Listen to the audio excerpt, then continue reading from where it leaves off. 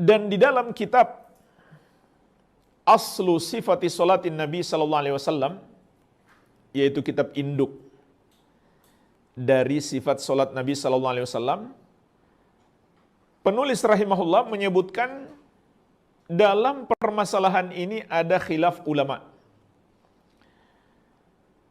Kata beliau,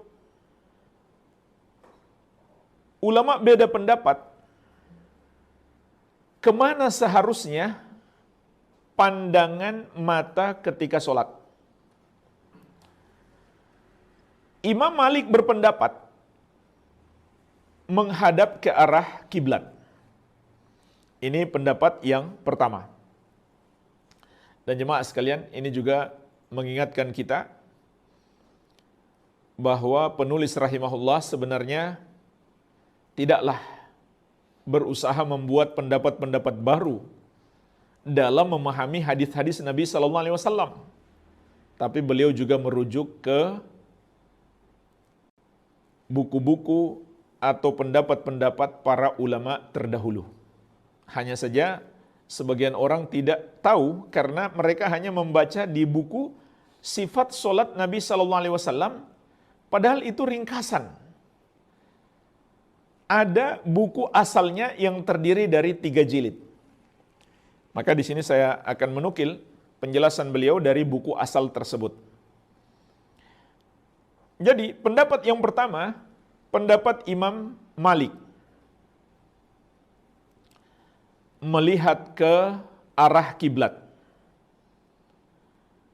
Wa tarjama lahul Bukhari fi sahihih. Dan Imam Al-Bukhari rahimahullah, ini beliau sebutkan, Imam Bukhari juga berpendapat sampai beliau berikan judul bab dalam sahihnya. Babu raf'il basar ilal imam fi salati. Bab pandangan mengarah kepada imam di dalam solat. Kemudian Imam Bukhari rahimahullah menyebutkan sejumlah hadis bahwa para sahabat ketika solat melihat ke arah imam.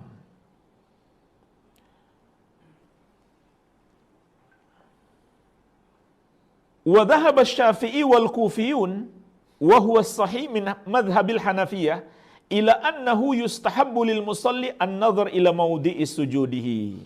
Nah, sekarang pendapat yang kedua. Jadi pendapat yang pertama, pendapatnya Imam Malik dan Al-Bukhari, menghadap ke arah kiblat atau melihat ke arah imam. Karena kalau melihat ke arah imam otomatis juga melihat ke arah kiblat. Nah, sekarang pendapat yang kedua, yang dipilih oleh Imam Syafi'i, ulama Kufah, dan juga pendapat yang sahih dari mazhab Hanafi, bahwasannya yang dianjurkan bagi orang solat adalah melihat ke tempat sujud. Li'annahu aqrabu ilal khusyu', karena itu lebih dekat kepada khusyuk. Wa huwa shawab, dan inilah pendapat yang benar, lidilalatil ahadits as-sabiqah alaih, karena adanya hadis-hadis sebagaimana yang disebutkan oleh penulis rahimahullah. Nah, lalu bagaimana mengkompromikan dengan hadis-hadis sahabat ketika sholat melihat ke arah Rasulullah sallallahu alaihi wasallam yang menjadi imam? Maka beliau juga menukil penjelasan Al-Hafidh Ibnu Hajar Al-Asqalani Asy-Syafi'i rahimahullah. Beliau mengatakan, wa fassala Al-Hafidh Ibnu Hajar memberi perincian. Faqal, beliau berkata, wa yumkin an nufarrika bainal imam wal ma'mum. Maka mungkin kita pisahkan antara imam dan makmum dalam mengamalkan hadis-hadis ini.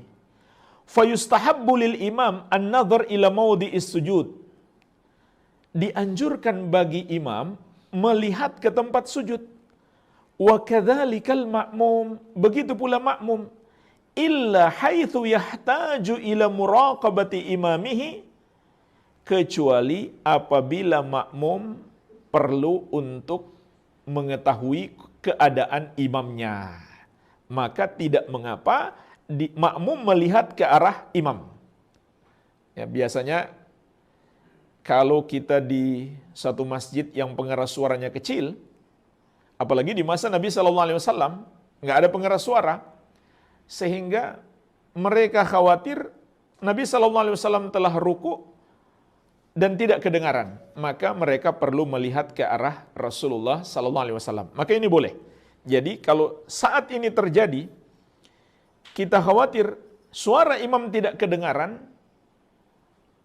imam sudah ruku misalkan, kita tidak mengetahuinya, maka boleh kita melihat ke arah imam. Jadi ini mengompromikan dua hadis ini. Jadi ada dua hadis. Hadis yang pertama dianjurkan melihat ke arah tempat sujud. Hadis yang kedua, sahabat melihat ke Rasulullah SAW ketika sholat.